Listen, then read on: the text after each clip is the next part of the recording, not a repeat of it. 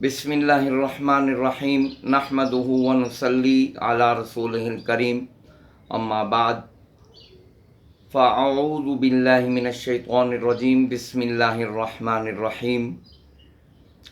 Tajweedul Quran channel से सजादुर रहमान आसिम आपकी खिदमत में हाजिर है नया सबक लेकर।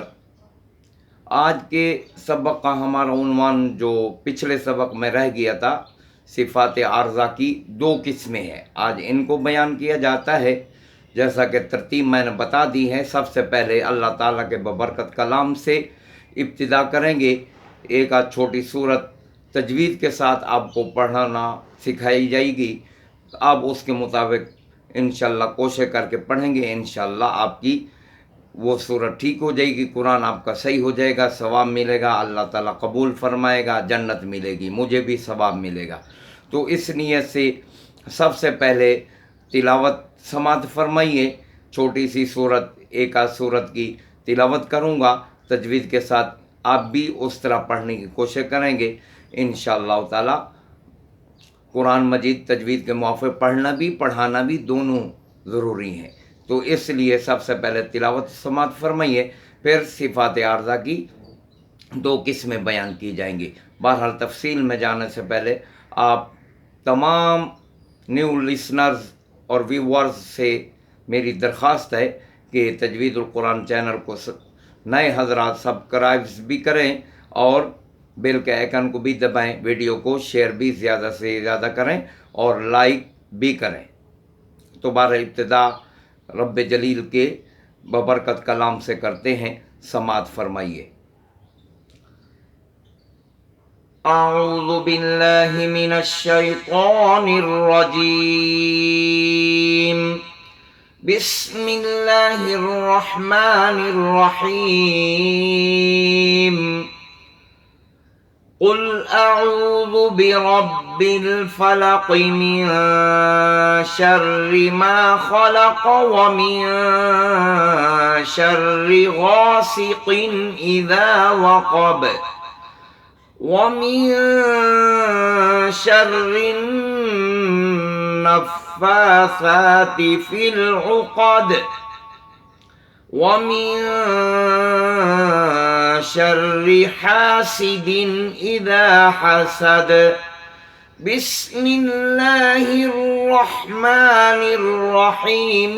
क़ुल अऊज़ु बिरब्बिन नास मलिकिन नास इलाहिन नास मिन शर्रिल वस्वासिल खन्नास अल्लज़ी युवस्विसु फ़ी सुदूरिन नास मिनल जिन्नति वन नास। सदक़ल्लाहुल अज़ीम। तिलावत आपने समात फरमाई। अब आपके सामने सिफ़ात आर्ज़ा की दो किस्में बयान की जाती हैं। सिफ़ात आर्ज़ा की दो किस्में हैं। पहली किस्म ये है कि वो सिफ़ात जिनके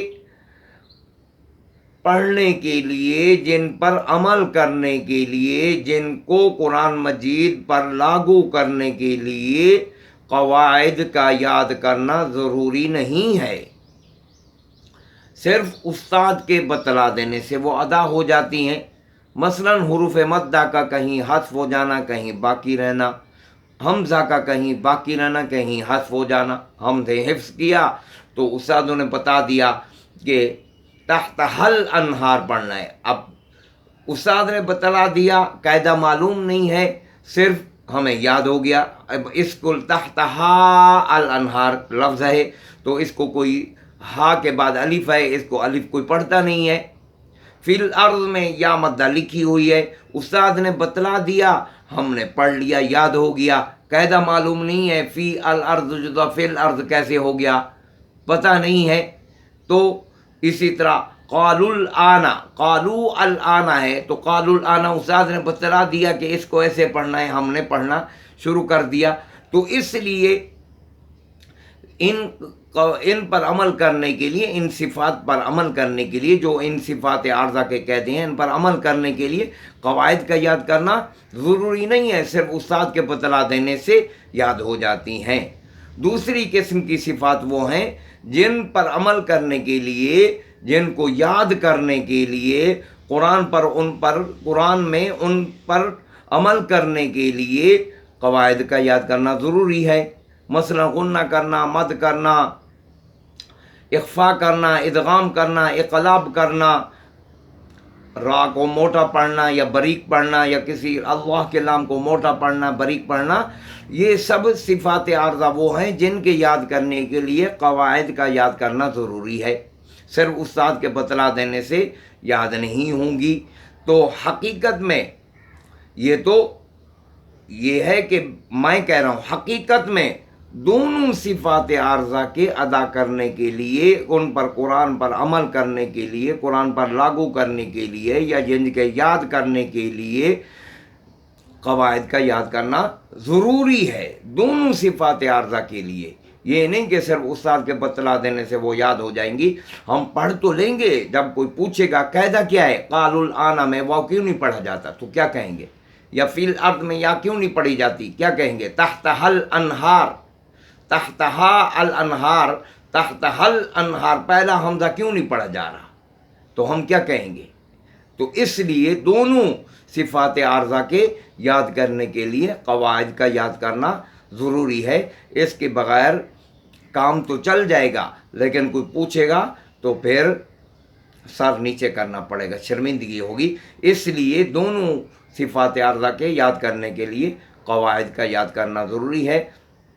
اللہ تعالی ہم سب کو جو کچھ کہا گیا، سنا گیا، ہم سب کو، تمام مسلمانوں کو اس پر عمل کرنے کی توفیق عطا فرمائے. وصلی اللہ تعالی علی خیر خلقہ محمد وآلہ وصحبہ اجمعین برحمتک یا ارحم الراحمین.